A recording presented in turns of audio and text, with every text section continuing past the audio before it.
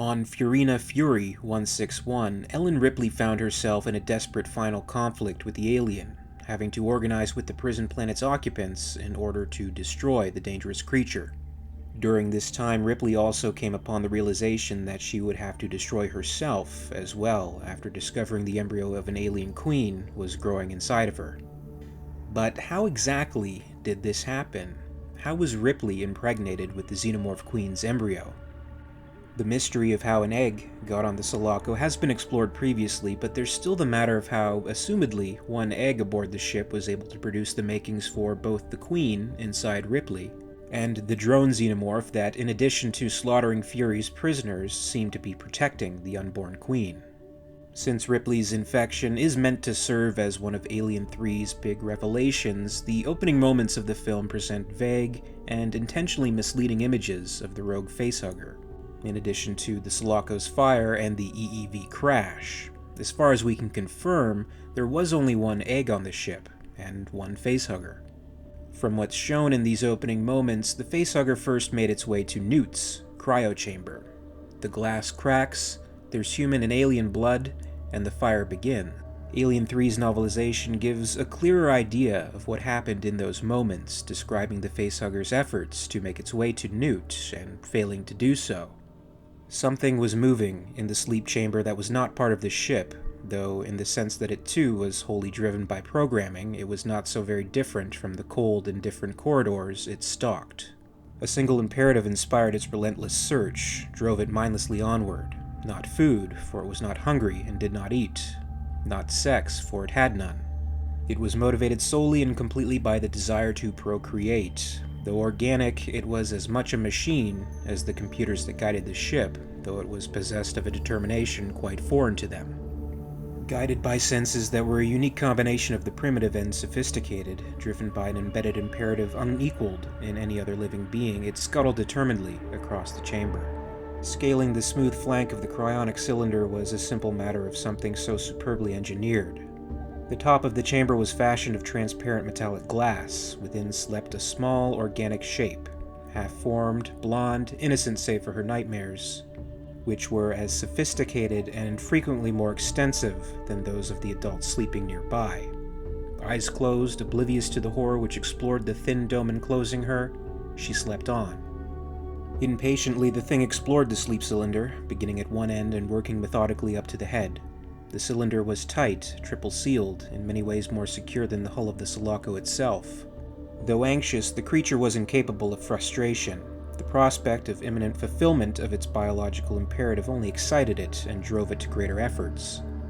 The extensible tube which protruded from its ventral side probed the unyielding transparency which shielded the helpless body on the unreachable cushions. Sliding to one side, it eventually located the nearby imperceptible line which separated the transparent dome of the cylinder from its metal base. Tiny claws drove into the minuscule crack as the incredibly powerful tail secured a purchase on the instrumentation at the head of the cylinder. The creature exerted tremendous leverage, its small body quivering with the effort. The lower edge of the transparent dome snapped, the metallic glass splitting parallel to the floor. A sliver of the clear material, sharp as a surgical instrument, drove straight through the creature's body. Frigid air erupted from the cylinder until an internal emergency seal restored its atmospheric integrity. Emitting periodic unearthly shrieks, the mortally wounded crawler flung itself across the room, legs and tail flailing spasmodically at the transparent sliver which pierced its body. Though in the opening scenes of the film, the ship's monitors show quite clearly that a facehugger has attached itself to a host, it must, of course, be Ripley. But, knowing the function of the facehugger, that once it implants an embryo into its host, it detaches itself and dies, so if there indeed was only one egg and only one facehugger, this would still leave the drone alien, born on Fury, unaccounted for. A widely held belief is that the hugger on the Sulaco was a unique breed, a super or royal facehugger capable of implanting both a queen and a guardian drone. Also explored previously on the channel, the existence of such a facehugger is supported by the assembly cut version of the film, in which Murphy finds the lifeless body of the facehugger that looks quite a bit different from the norm. However, it is the comic book adaptation of Alien 3 that has a different perception of the events. Its opening panels depict the EEV's crash and Newt's drowning in her cryotube in the waters of the prison planet. Then it is shown that from out of Newt's throat, the not quite fully developed alien queen emerged, seemingly because now that its host was dead, it needed a viable body for incubation. The queen embryo found itself a viable host in Ripley and made its way down her throat to further gestate until maturation.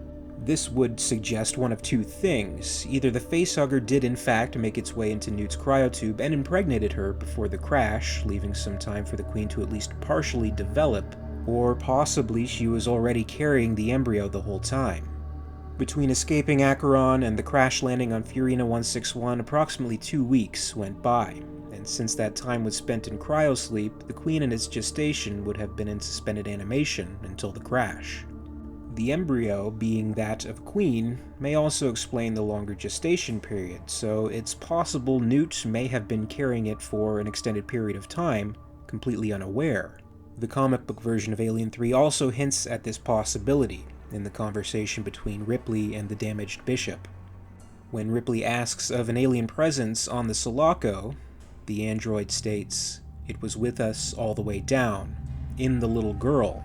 She never had a chance." If this is the case, then the single egg and single facehugger on the Sulaco can be attributed to the runner xenomorph on Fury, and the embryo Ripley was carrying was passed down to her from Newt. This would mean that Newt truly never had a chance, and may have been carrying the embryo since after being captured and brought into the hive, or perhaps even earlier than that.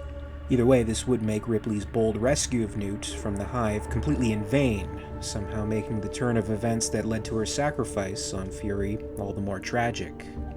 What do you think? Does the existence of a facehugger that can carry multiple embryos explain Ripley's impregnation well enough? Do you think it fits that Newt was the original host, and if so, at what point do you think she was infected? Comment below and share your thoughts. And as always, I'd like to thank you very much for watching. I really appreciate it, and if you enjoyed this video, please make sure to give it a like, and you can also subscribe for all the latest videos from the channel. And if there's a topic you'd like to see covered, please let me know.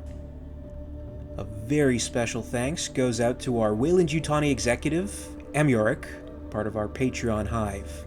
I'd also like to thank our Hive's queen, Lady Anne. If you'd like to join the Hive and support the channel, check out my Patreon page for exclusive posts and contests. In the meantime, you can catch up with Alien Theory over social media. Follow @alien_theory on Twitter and @alientheoryyt on Facebook and Instagram for more. And until next time, this is Alien Theory, signing off.